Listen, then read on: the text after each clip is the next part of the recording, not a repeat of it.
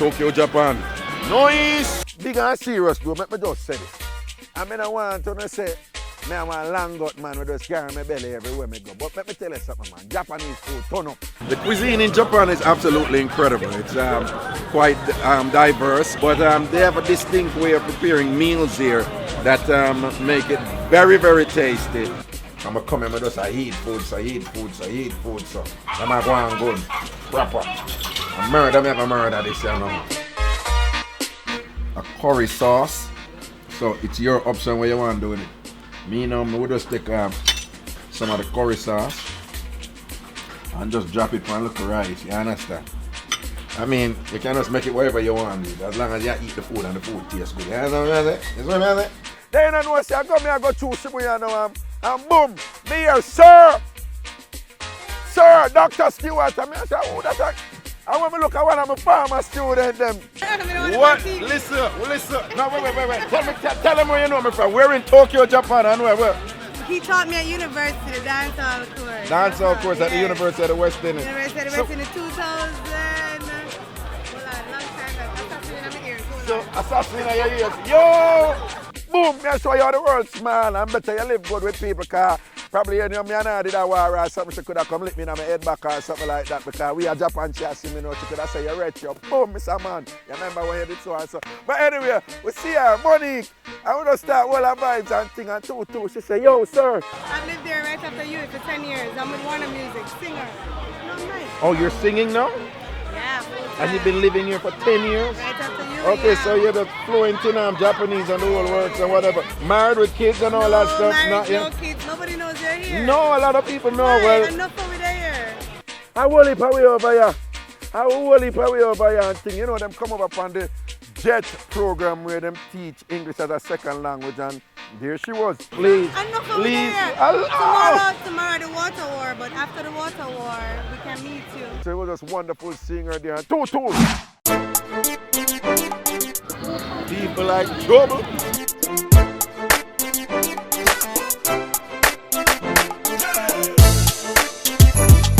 Melissa, where in Jamaica are you from? Mobile, big up Mobile, Linky. Mobile to the thing. And Monique, where are you from? Monique Dehaney from Montego Bay. Montego Bay too, and? Aria from Montego Bay. How is it that you guys ended up all the way over here in Japan, which is halfway around the world from Jamaica? Well, I came to Japan 11 years ago.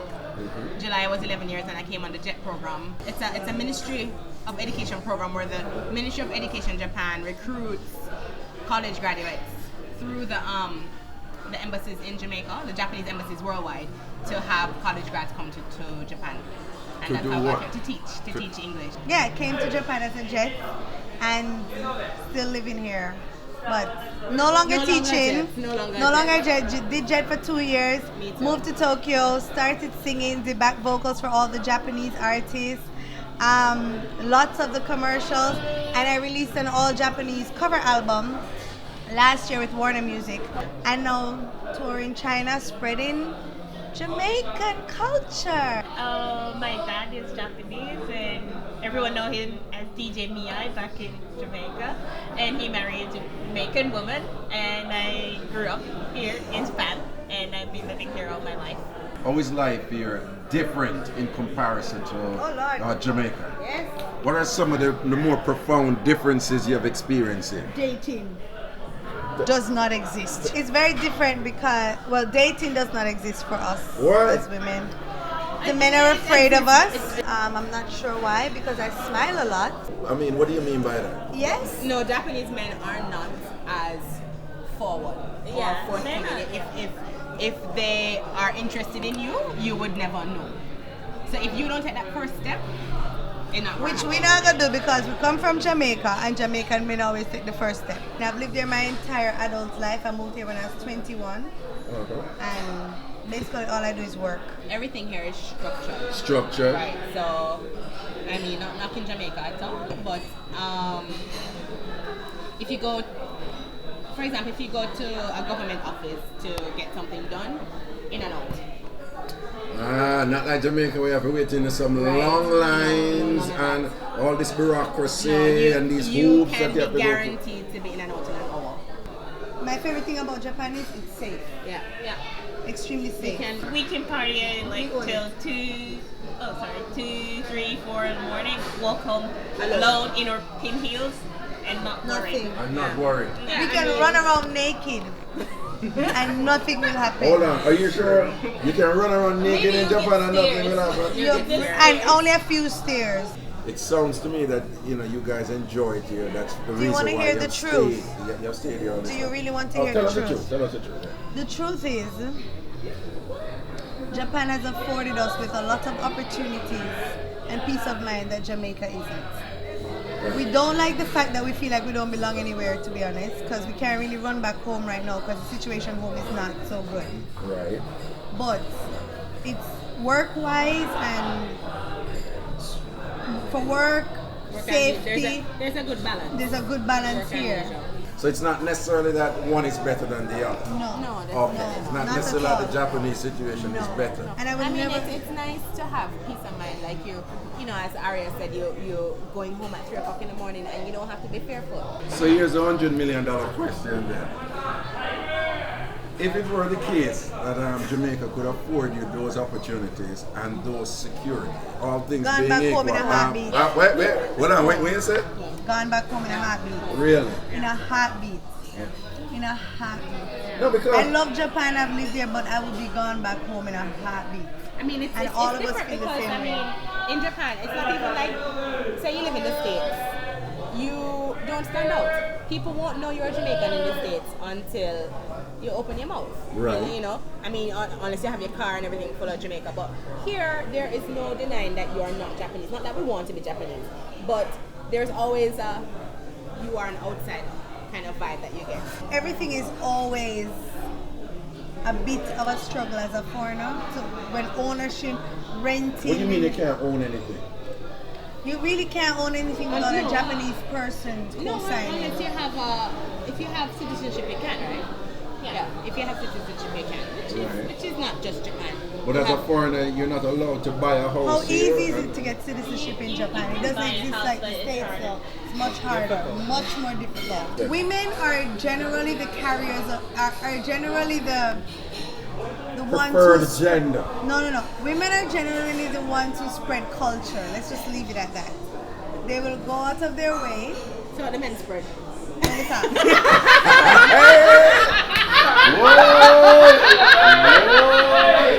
Yes, yeah. What do Jamaican men spread when they travel?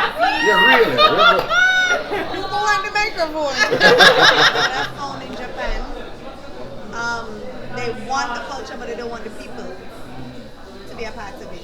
Are you serious? You're really? Yeah, and I will say this on camera. I've been dying to say this. Wait, say that again. Same thing happened with hip hop a few years ago, which is why you could not get a lot of the famous hip hop artists over here to do shows. They're into the culture, but they don't want the people. And there's some of us who will still push to be a part of it. I'm not planning to do that. I've moved on to something else. So they're into our culture, but they're into the music and whatnot, but they're not into us as the individuals. When they're in Jamaica, it's totally different. But when they're here, it becomes very closed and it becomes very competitive with us, unnecessarily competitive, and it becomes about their space. They've always kept things within Japan. They've always kept things among themselves. And it's probably one of the reasons why there's still such a strong country culturally. Yeah, because I mean, like the genre will be known as like J-pop. It's not just pop music. It's J-pop, Japanese standing pop. for Japanese, or J-reggae, Japanese. They're reggae. not sharers like we are. So, We give everything in away. Jamaica we have you know R&B or whatever different styles that are people singing styles that are not like Jamaican. But we don't say Jamaican soul music or Jamaican R&B. It's just a soul. You're a soul singer. You're an R&B singer. Right. In Japan, it's a definite J-reggae, J-pop. After living here for so many years, yes, there's things about how the Japanese take other cultures and then, hold on to it that annoy me. But I see where they benefit from it, and I feel like we could benefit the same way from reggae. When they have a reggae event. Everything is organized and they're making sure they're making money from it. It's all about Japanese. We just give, we give. We are very giving. We're way too giving. We're not really like, Jamaica is way too giving. Jamaicans With were our way culture. too giving with their culture. And you have to find a balance, you have to find a way. Because at the end of the day, money talks. This is not knocking or bashing Japan. This is understanding how they've managed to maintain their culture and how they've managed to maintain their country and who they are. And I feel like a lot of us could take a page out of their book. Japanese people open up to foreigners, but to a certain extent, because they understand the dangers of doing that. We haven't stood up for ourselves as Jamaicans. We just like going with the flow on everything. We don't have a government we haven't had an administration that's making demands for our country in a very long time. We haven't had an administration that's making sure that all of us who are educated aren't running off to Japan and staying here for 10, 15 years and being able to go back home. I understand that as people we need to do things to help our country, but foreign affairs wise, the government needs to take care of that stuff, and we haven't stood up for ourselves in a long time. So is it that interesting? Here we have some Jamaicans who have been living in Japan for quite a few years. So they are, it's safe to say that they are relative experts now on Japanese culture because they've literally been immersed in the culture. And they have the benefit of engaging in comparative analysis about what's happening in Jamaica with respect to what's happening in Japan. And they're making the point now that, you heard Monique said that we share too much, Jamaicans share too much. And what she was really saying is not that we really share too much, but,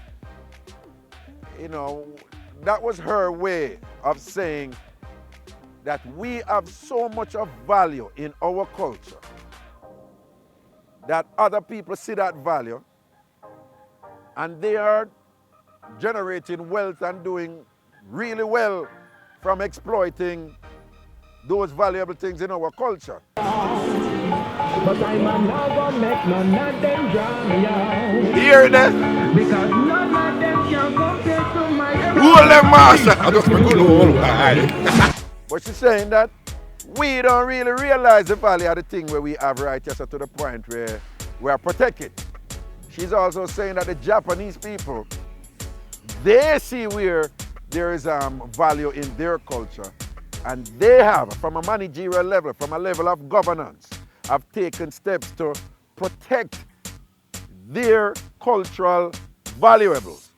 And she says something that we don't do.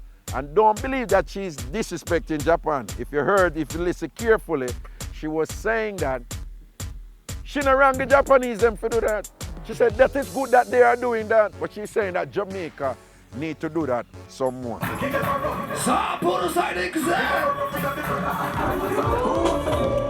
cameraman,